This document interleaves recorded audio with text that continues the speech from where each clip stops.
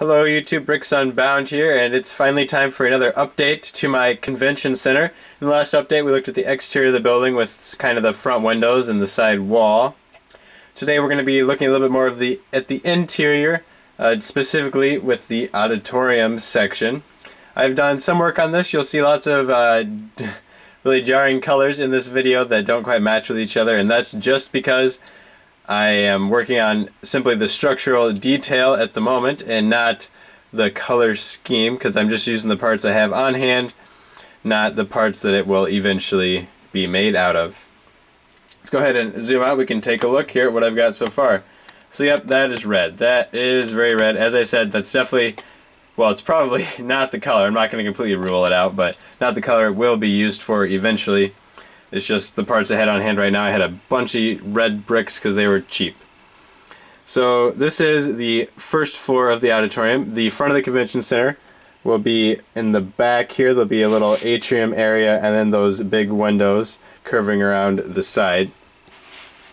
And right now I believe this is at 42 studs wide. So I do have the plan for the convention center size is 64 by 64 studs, so I do have room to expand this wider and add in some more chairs when I want to do that. I do plan on doing that. At the moment there's 23 chairs, well, there's room for 23 chairs on this side. Right now there's only about 20, and then the same over here. And then in the middle, right now there's just 6 chairs, but I'm definitely planning on making it wider. So hopefully I can have about 10 chairs or so in the middle, maybe a little bit more, and then with 23 or so on each side.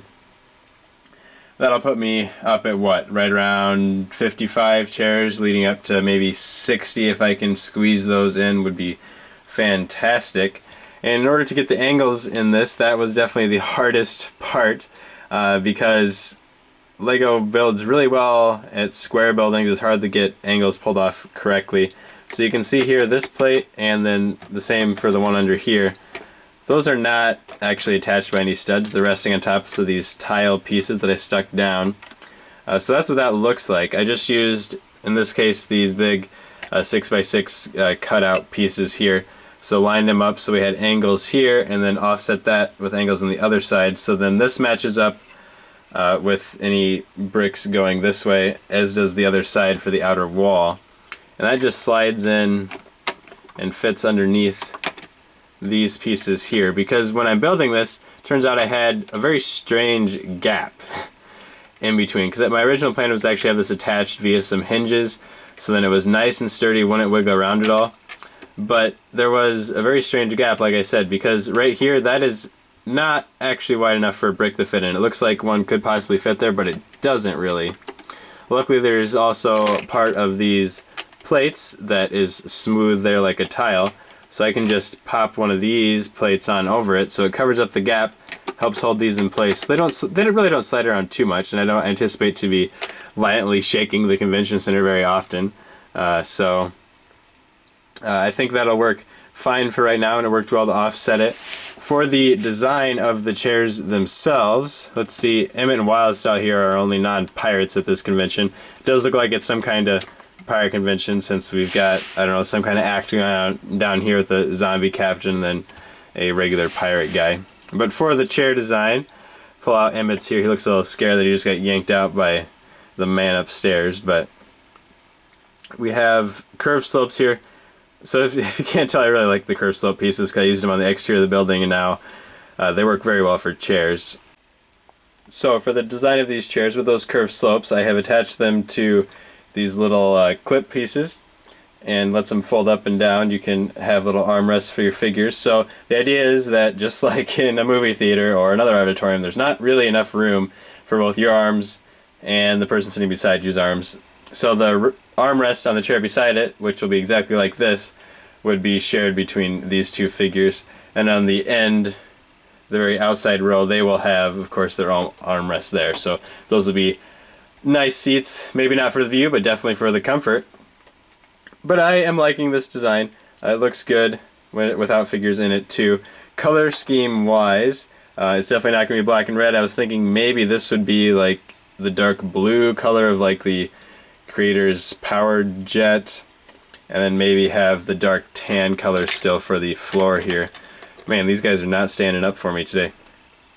So I need to order a bunch of parts. Lots of clips, lots of curved slopes, and then hopefully this will all come together, because in the end my goal is to have around 100 seats, maybe a little bit more than that, in my auditorium. And you're wondering, wait, you just said you only have 60 on this floor. So yes, there is a second floor in progress. Again, don't pay attention to the colors.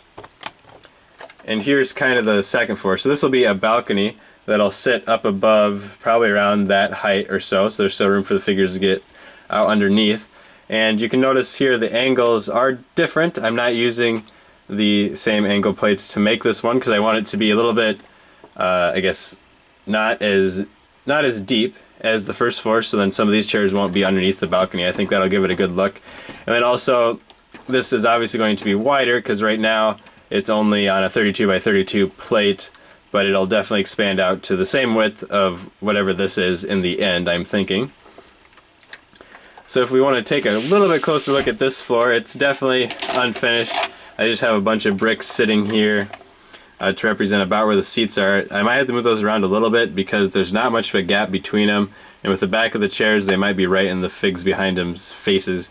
But I guess it can just be a cramped auditorium too. They probably won't care. They'll be having so much fun at their conventions. And for these, it is attached in exactly the same way how I did before, being that it is not attached.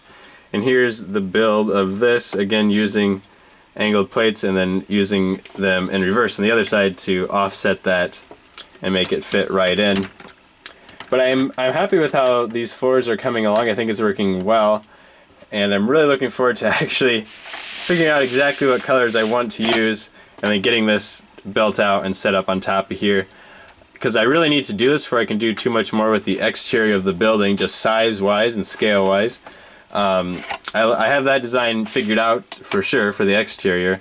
I just need interior color schemes. So any hints on what you think the interior of this auditorium should be, the color scheme? Like I said, I'm kind of thinking maybe a dark tan base for underneath the seats, and the seats themselves being a dark blue perhaps, if I can get enough of those curved slopes, the 2x2 curved slopes. They tend to be a little bit expensive each on Bricklink, but I mean, it'll be a good investment. It'll look good. So I'm looking forward to that. Please let me know what you think of this video, any color suggestions, and like, comment, and subscribe for more updates onto my convention center. Thank you for watching.